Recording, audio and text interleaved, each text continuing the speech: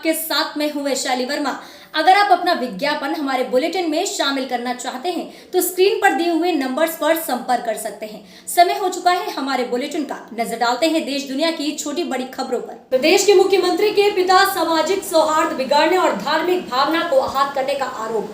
आपको बता दें कि सर्व ब्राह्मण समाज राजनांदगांव द्वारा मुख्यमंत्री भूपेश बघेल के पिता नंद कुमार बघेल द्वारा ब्राह्मण समाज के बारे में कथित आपत्तिजनक टिप्पणी करने पर एफआईआर और दर्ज करने की मांग की है। आपको बता दें कि राजनांदगांव पुलिस अधीक्षक को ज्ञापन सौंपा गया है। सर्व ब्राह्मण समाज ने शनिवार को पुलिस अधीक्षक कार्यालय में पत्र सौंपा है और पत्र में कहा है कि पाटन निवासी नंद कुमार पटेल का एक वीडियो इन दिनों सोशल मीडिया पर वायरल हो रहा है, जिसमें ब्राह्मण समाज के बारे में आपत्तिजनक शब्दों का प्रयोग करते दिख रहे हैं। उनका कहना है कि ब्राह्मण इस देश के निवासी नहीं है, विदेशी हैं और उन्हें देश से बाहर निकाल देना चाहिए। वे जनप्रतिनिधियों हर समाज के लोगों से आह्वान कर रहे हैं। सर्व ब्राह्मण समाज राजनांदगांव द्वारा मुख्यमंत्री भूपेश बघेल के पिता नंद कुमार बघेल द्वारा ब्राह्मण समाज के बारे में कथित आपत्तिजनक टिप्पणी करने पर एफआईआर दर्ज करने की मांग को लेकर राजनांदगांव पुलिस अधीक्षक को सौंपा ज्ञापन। ब्राह्मण समाज ने शनिवार को पुलिस अधीक्षक कार्यालय में पत्र सौंपा और पत्र में कहा कि पाटन निवासी नंद कुमार पटेल का एक वीडियो इन दिनों सोशल मीडिया पर वायरल हो रहा है, जिसमें ब्राह्मण समाज के बारे में आपत्तिजनक शब्दों का प्रयोग करते दिख रहे हैं। उनका कहना है कि ब्राह्मण इस देश का निवासी नहीं है, विदेशी है और उन्हें देश से निकाल कर बाहर कर देना चाहिए। वह जनप्रतिनिधियों हर समाज के लोगों से आह्वान कर रहे हैं कि ब्राह्मण का बायकॉट किया जाए और उन्हें गांव में घुसने तक न दिया जाए। इसके पूर्व भी उन्होंने ब्राह्मण समाज में हर भारतीयों के आराध्य देव प्रभु श्री राम के बारे में अभद्र टिप्पणी की थी। वहीं अब इसको लेकर सर्व ब्राह्मण समाज के लोगों ने शनिवार को राजनांदगांव पुलिस अधीक्षक कार्यालय पहुंचकर नंद कुमार बघेल के खिलाफ कथित आपत्तिजनक टिप्पणी करने पर एफआईआर दर्ज करने की मांग करते हुए पत्र सौंपा है। साथ ही शाम को शहर के महावीर चौक पे नंद कुमार बघेल पुतला दहन का भी कार्यक्रम किया जाएगा। कार्यवाही नहीं होने पर उग्र आंदोलन की चेतावनी दी गई है। राशिद जमाल सिद्दीकी की रिपोर्ट गंडई से। और ब्राह्मण समाज द्वारा आज राजनांदगांव एसपी ऑफिस में ज्ञापन दिया गया है। छत्तीसगढ़ के सीएम भूपेश बघेल के पिताजी नंद कुमार बघेल द्वारा ब्राह्मण समाज को डायरेक्टली कई प्रकार की टिप्पणी किए गए उनके देवी देवताओं पे और ब्राह्मण समाज के ऊपर कि ब्राह्मण का भारत में उसमें कोई अस्तित्व नहीं है, ये विदेश से आए हैं, इनको यहाँ से भगाना चाहिए। इस टाइप का जहाँ भी वो जाते हैं अपनी बैठक करने, रैली करने, वहाँ सिर्फ देवी देवताओं, हिंदू देवी देवताओं को अभद्र टिप्पणी करना और ब्राह्मण समाज का छूतछाड़ करना का कार्य करते हैं। तो उनको इससे पहले भी कई बार चेतावनी दी गई है। भूपेश बघेल से मिलने की कोशिश की, उन्होंने अपने पिता के चलते हुए कई बार हमको अवॉइड किया, उनसे मिलने का समय नहीं देते। इसलिए आज हम एसपी ऑफिस में ज्ञापन दिए हैं और आज 4:30 बजे महावीर चौक में नंद कुमार बघेल जी का पुतला दहन का कार्यक्रम रखा गया है। और इसके बाद इनको चेतावनी देना चाहते हैं कि 3 दिन का इनके पास समय है, 3 दिन का समय है, ब्राह्मण समाज से माफ़ी मांगे और इस टाइप का जो कार्य करते हैं ये अपना रोक लगाए। इसके बाद सीएम हाउस का घेराव करके एक बहुत बड़े उग्र आंदोलन की तैयारी करेंगे ब्राह्मण समाज, और जिसमें इसमें जो भी हद की क्षति होगी इसकी पूर्ण जिम्मेदारी नंद कुमार बघेल जी की होगी। नाम बता। सर्व ब्राह्मण समाज, आशीष तिवारी, राजनांदगांव। गोरखपुर में सीएम योगी ने किया बाढ़ का हवाई सर्वे, बांटा राहत सामग्री। मुख्यमंत्री ने दिलाया भरोसा, न कोई भूखा रहेगा न बेघर। पीड़ितों में सीएम ने बांटी राहत सामग्री। आपको बता दें कि गोरखपुर में मुख्यमंत्री योगी आदित्यनाथ शनिवार को गोरखपुर पहुंचे थे। उन्होंने वहां पहुंचकर बाढ़ग्रस्त क्षेत्रों का हवाई सर्वेक्षण कर बाढ़ आपदा प्रभावित व्यक्तियों को बाढ़ राहत सामग्री वितरित की। आपको बता दें कि मुख्यमंत्री योगी आदित्यनाथ ने कहा कि बाढ़ से प्रभावित क्षेत्रों में सरकार और प्रशासन पूरी संवेदनशीलता से युद्ध स्तर पर बचाव एवं राहत कार्य में लगा है। बाढ़ से प्रभावित कोई भी व्यक्ति ना तो भूखा सोएगा और ना ही कोई बेघर रहेगा। इस संबंध में प्रशासन के स्तर पर तत्परित कार्यवाही सुनिश्चित कराई जा रही है। न केवल बाढ़ बल्कि इसके बाद भी नागरिकों को कोई दिक्कत ना हो, इसके लिए कार्य योजना बना ली गई है। सीएम ने कहा है कि प्रदेश के हर एक नागरिक का जीवन हमारे लिए अमूल्य है। हम आश्वस्त करते हैं कि आपदा के समय में सरकार पूरी तत्परता व प्रतिबद्धता से आपके साथ खड़ी है। सीएम योगी यहाँ पीड़ितों के बीच पहुंचकर उनका दुख दर्द साझा कर उन्हें राहत सामग्री प्रदान कर रहे हैं। गोरखपुर में मुख्यमंत्री योगी आदित्यनाथ शनिवार को गोरखपुर पहुंचकर बाढ़ ग्रस्त क्षेत्रों का हवाई सर्वेक्षण कर बाढ़ आपदा प्रभावित व्यक्तियों को बाढ़ राहत सामग्री वितरित की। मुख्यमंत्री योगी आदित्यनाथ ने कहा कि बाढ़ से प्रभावित क्षेत्रों में सरकार और प्रशासन पूरी तरीके से संवेदनशील है। युद्ध स्तर पर बचाव एवं राहत कार्य में लोग जुटे हैं। बाढ़ से प्रभावित कोई भी व्यक्ति न तो भूखा सोएगा और न कोई बेघर रहेगा। इस संबंध में प्रशासन के स्तर पर त्वरित कार्रवाई सुनिश्चित कराई जा रही है। न केवल बाढ़ बल्कि इसके बाद भी नागरिकों को कोई दिक्कत न हो, इसके लिए कार्य योजना बना ली गई है। सीएम ने कहा कि प्रदेश के हर एक नागरिक का जीवन हमारे लिए अमूल्य है। हम आश्वस्त करते हैं कि आपदा के इस समय में सरकार पूरी तत्परता व प्रतिबद्धता से आपके साथ खड़ी है। सीएम योगी यहां पीड़ितों के बीच पहुंचकर उनका दुख दर्द साझा कर उन्हें राहत सामग्री प्रदान कर रहे हैं। सीएम योगी यहां पीड़ितों के बीच पहुंचकर उनका दुख दर्द भी साझा कर रहे हैं, उन्हें राहत सामग्री प्रदान कर रहे हैं। शुक्रवार से पूर्वी उत्तर प्रदेश के बाढ़ प्रभावित क्षेत्रों के दौरे पर निकले सीएम योगी शनिवार को गोरखपुर पहुंचे। उन्होंने यहां पीड़ितों के बीच पहुंचकर उनका दुख दर्द साझा कर उन्हें राहत सामग्री प्रदान की। हर समय सरकार उनके साथ होने का भरोसे के साथ अधिकारियों को निर्देशित कर रहे हैं कि किसी को तनिक भी परेशानी नहीं होनी चाहिए। यहाँ उन्होंने झगहा, खजनी, सहजनवा और लाल डिग्गी में बाढ़ प्रभावित लोगों से मुलाकात की और राहत सामग्री का वितरण किया। मुख्यमंत्री ने कहा कि बाढ़ के चलते जिनके मकान क्षतिग्रस्त हो गए हैं उनके लिए भी सरकार 95,000 रुपए तक अनुबंध धनराशि देगी। यदि किसी का मकान कटान के चलते नदी में विलीन हो गया है तो सरकार उसे न केवल आवास के लिए भूमि का पट्टा देगी बल्कि उसके लिए सीएम आवास योजना से आवास की भी व्यवस्था की जाएगी। तब तक आवास की व्यवस्था नहीं होती है तब तक ऐसे लोगों को सरकार की तरफ से संचालित शरणालयों में जगह दी जाएगी। सीएम ने कहा किसी भी सूरत में किसी को बेघर नहीं रहने दिया जाएगा। चौराचौरी तहसील में जगह स्थित आदित्य पब्लिक स्कूल में बाढ़ राहत सामग्री वितरित करते हुए मुख्यमंत्री ने कहा कि बाढ़ बचाव को लेकर सरकार ने पहले से तैयारी कर रखी है, पर यह आपदा है और आपदा में कितने भी संसाधन या उपाय हों कम पड़ जाते हैं। बाढ़ से बचाव के लिए अकेले चौरा विधानसभा क्षेत्र में 18 करोड़ रुपए की परियोजनाएं दी गई हैं जो पूर्ण या पूर्णता की ओर है। सदर तहसील के बाल विहार लाल डिग्गी में मौजूद 250 लोगों में से 10 लोगों को मुख्यमंत्री स्वयं बाढ़ आपदा प्रभावित व्यक्तियों और महिलाओं को राहत सामग्री मुख्यमंत्री योगी आदित्यनाथ ने खुद सौंपी। अन्य लोगों को जिला प्रशासन के द्वारा बाढ़ राहत सामग्री बांटी गई। इस दौरान महापौर सीताराम जायसवाल, विधायक विपिन कुमार सिंह, महानगर अध्यक्ष राजेश कुमार गुप्ता, डॉक्टर धर्मेंद्र सिंह, अलग अलग स्थानों पर वरिष्ठ अधिकारियों ने मुख्यमंत्री का स्वागत किया। एडीजी अखिल कुमार, डीआईसी जे रवीन गौड़, मंडलायुक्त रवि कुमार एनजी, जिलाधिकारी विजय किरण आनंद, एसएसपी विपिन ताड़ा, ज्वाइंट मजिस्ट्रेट एसडीएम सदर कुलदीपी मीना, सदर तहसीलदार लालजी विश्वकर्मा सहित अन्य जनप्रतिनिधि व अधिकारीगण मौजूद रहे।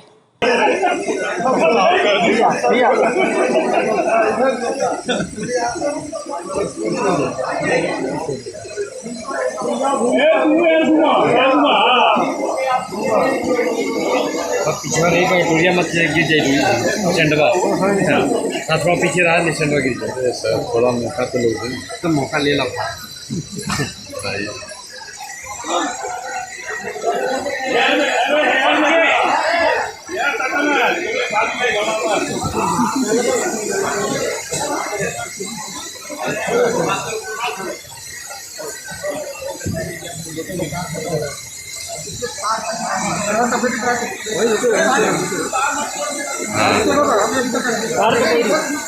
देखिए सबसे आपका बचाए हुए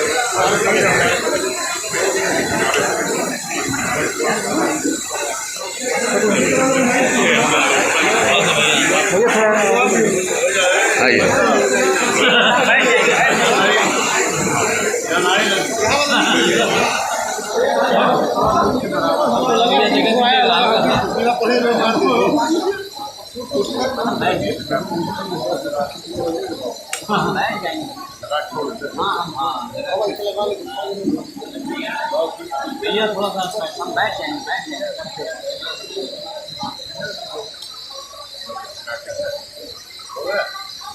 भाइयों बहनों, कोरोना महामारी के साथ ही एक नई आपदा वर्तमान में हम सबके सामने आई है और वह है बाढ़। पिछले 15 दिनों से लगातार बारिश के कारण पूर्वी उत्तर प्रदेश में भी और नेपाल में भी भारी बारिश के कारण लगभग सहजनवा, पाली, इन सभी विकास खंडों का बहुत नजदीक से दौरा करने के बाद अभी महानगर के अंदर बाढ़ की स्थिति की समीक्षा करने, उसका सर्वे करने और पीड़ित परिवारों को राहत देने के लिए मैं आपके बीच में यहाँ पर महापौर जी के साथ, विधायक श्री विपिन सिंह जी के साथ और कालीबाड़ी के बाबा भाजपा के क्षेत्रीय अध्यक्ष डॉक्टर धर्मेंद्र सिंह जी, महानगर अध्यक्ष समेत सभी पदाधिकारियों के साथ में हम लोग यहाँ पर आए हैं। जनपद के अंदर 304 गांव बाढ़ की चपेट में आए हैं। लगभग 2.25 लाख की आबादी बाढ़ से प्रभावित है। बाढ़ बचाव के लिए 405 नौकाओं की व्यवस्था और 50 से अधिक स्टीमर अब तक लगाई गई है। NDRF, SDRF, AC की फ्लड यूनिट और पर्याप्त मात्रा में पुलिस, राजस्व और विभिन्न विभागों के अधिकारी और कर्मचारियों को बाढ़ राहत कार्य में लगाया गया है। प्रयास किया जा रहा है कि आपदा के इस समय में सरकार आप सबके साथ खड़ी होकर के पर्याप्त मात्रा में राहत सामग्री हर पीड़ित परिवार को समय से उपलब्ध करवा दें। ग्रामीण क्षेत्र में जहां राप्ती नदी का जलस्तर आपने देखा होगा, एकदम इसी तटबंध से सट करके राप्ती नदी बहती है। लगभग 2.5 से 3 मीटर खतरे के निशान से ऊपर राप्ती नदी बह रही थी।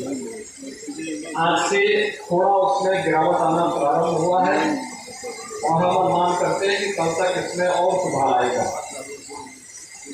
राप्ती नदी का जलस्तर बढ़ने के कारण, रोहित नदी का जलस्तर बढ़ने के कारण,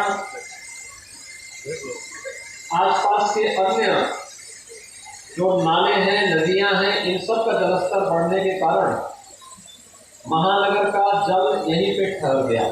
तो महानगर में भी जल भराव की भीषण समस्या खड़ी हो गई। यद्यपि नगर निगम ने पंपिंग स्टेशन के माध्यम से अतिरिक्त पंपिंग सेट लगा करके और सिंकिंग मशीन लगा करके भी महानगर की जल निकासी की व्यवस्था को व्यवस्थित करने का प्रयास किया है। लेकिन आपदा जब आती है तो हर प्रकार के संसाधन और सरकार की सामर्थ्य उसके सामने कभी कभी जवाब देती हुई दिखती है। लेकिन प्रशासन भी, जनप्रतिनिधि भी, सबने शासन की मंशा के अनुरूप कि हम लोग हिम्मत से काम लेंगे, जनता जनार्दन के सुख दुख में सहभागी बनेंगे और हर प्रकार का राहत उन्हें उपलब्ध कराएंगे। इस संकल्प का परिणाम है कि इसमें अब राहत देने की स्थिति काफी तेजी के साथ बढ़ रही है। हर पीड़ित परिवार को पहले चरण में राहत सामग्री के रूप में 10 किलो चावल, 10 किलो आटा, 10 किलो आलू, चोखा, भुजा चना, भुना चना, दाल 2 किलो, रिफाइंड तेल, नमक, मसाले, देशलाई, प्लास्टिक, ये सभी आवश्यक सामग्री को उसे उपलब्ध करवाने का प्रयास किया ही जा रहा है। साथ साथ ये भी प्रयास किया जा रहा है कि पेयजल की व्यवस्था के लिए भी उनके लिए कुछ पुख्ता व्यवस्था हो। जहाँ पर अभी उसकी समस्या आ रही है वहाँ पर फ्लोरीन की टैबलेट दी जा रही है। इस सीजन में अक्सर सांप, बिच्छू, जंगली जानवर, अन्य विषैले जीवों, आवारा कुत्तों के काटने की शिकायतें भी मिलती हैं। इसके बचाव के लिए एंटी स्नेक वेनम और साथ साथ एंटी रैबीज वैक्सीन भी पर्याप्त मात्रा में हर जनपद में भेजे गए हैं। प्रयास किया जा रहा है कि कहीं भी किसी चीज की कमी न होने पाए। हर प्रकार से पर्याप्त संसाधन और धनराशि हर एक जनपद को उपलब्ध कराया गया है और जिला प्रशासन को इसके बारे में कि वह जनप्रतिनिधियों के साथ मिलकर के हर पीड़ित के साथ खड़े हों। स्वास्थ्य विभाग की टीम भी अपना काम कर रही है। मेडिसिन की वितरण की कार्रवाई हो, क्लोरीन की टैबलेट या फिर जहाँ पर जल की समस्या है, जल भराव या जल जमाव की समस्या है, वहाँ पर डायरिया आदि से बचाव के लिए ORS घोल भी सभी पीड़ित परिवारों को उपलब्ध करवाने का कार्य किया जा रहा है। ORS के पैकेट उपलब्ध कराए जा रहे हैं। बाढ़ या किसी आपदा के कारण किसी व्यक्ति की दुखद मृत्यु पर पीड़ित परिवार को 4 लाख रुपए की सहायता तत्काल उपलब्ध कराने के निर्देश दिए गए हैं। इसके साथ ही यह भी व्यवस्था की गई है कि अगर किसी का मकान नदी की चपेट में आता है उसे मुख्यमंत्री आवास योजना में नया आवास उपलब्ध कराने, किसी का मकान क्षतिग्रस्त होता है, पक्का मकान है, 95,000 रुपये की राशि तत्काल उपलब्ध करवाने, कच्चा मकान है, आंशिक क्षतिग्रस्त होता है उसे भी आर्थिक सहायता उपलब्ध कराने, पशुधन की हानि पर भी भैंस है, गाय है, बकरी, मुर्गी, इन सब के लिए भी धनराशि का प्रावधान किया गया है। हर एक व्यक्ति को उसकी सहायता उपलब्ध हो सके, इसके लिए पूरा प्रयास किया जा रहा है। बाढ़ की राहत को व्यवस्थित तरीके से संपन्न करने के लिए जहां पूरे प्रयास किए जा रहे हैं, उससे बाढ़ के बाद भी तमाम आशंकाएं होती हैं बीमारियों की। उन बीमारियों से बचाव के लिए सरकार के स्तर पर कल से विशेष अभियान चल रहा है जो 1 सप्ताह तक चलेगा, 5 सितंबर से 12 सितंबर तक। इसमें स्वच्छता, सैनिटाइजेशन, फॉगिंग, छिड़काव और साथ साथ शुद्ध पेयजल की आपूर्ति कैसे हो या वहाँ पर क्लोरीन के टैबलेट बांटने की व्यवस्था, स्वास्थ्य विभाग की टीम जैसे निगरानी समितियाँ गाँव-गाँव, घर-घर जाकर के, मोहल्ला-मोहल्ला जाकर के स्क्रीनिंग करके हर पीड़ित को राहत देने का कार्य कर रही थी। ऐसे ही इसमें भी एक व्यवस्था करने का प्रयास किया जा रहा है कि ये कार्यक्रम लगातार चले, जिससे डेंगू, इंसेफ्लाइटिस, मलेरिया, चिकनगुनिया, कालाजार जैसी तमाम अन्य बीमारियों से बचाया जा सके। सभी लोग सावधानी रखें, स्वच्छता का ध्यान रखें, ये प्रयास किया जा रहा है। सरकार ने अपने स्तर पर सभी तटबंधों की मरम्मत, उनके रखरखाव की पूरी व्यवस्था की। आपने देखा होगा, मैं मानता हूँ कि लगभग 50 वर्ष के बाद इतना पानी नदियों में आया है। ताप्ती नदी 2.5 से 3 मीटर खतरे के निशान से ऊपर रहे और तब तो सभी सुरक्षित रहें, इस समय से किए गए कार्यों का परिणाम है। दूसरा, प्रशासन ने समय रहते सभी उपाय किए, खासतौर पर जहाँ पर सीपेज हो रहे थे, जल बहाव की स्थिति चल रही थी, वहाँ पर समय रहते बचाव के उपाय कर दिए, जिससे कि भीषण त्रासदी में जनधन की हानि को रोका जा सके। हम सब मिलकर के इस आपदा का सामना करते हुए हर पीड़ित परिवार तक राहत सामग्री पहुँचाएं, ये मंशा है। प्रशासन को स्पष्ट कर दिया गया कि अगले 3-4 दिन तक हर पीड़ित परिवार तक राहत सामग्री पहुँच जाए। जो लोग बेघर हो चुके हैं, अपने घरों से जिनको बाहर आना पड़ा है, उनके लिए कम्युनिटी किचन या सामुदायिक किचन के माध्यम से उनके लिए भोजन उपलब्ध करवाया जाए, भोजन के पैकेट उपलब्ध करवाए जाएं।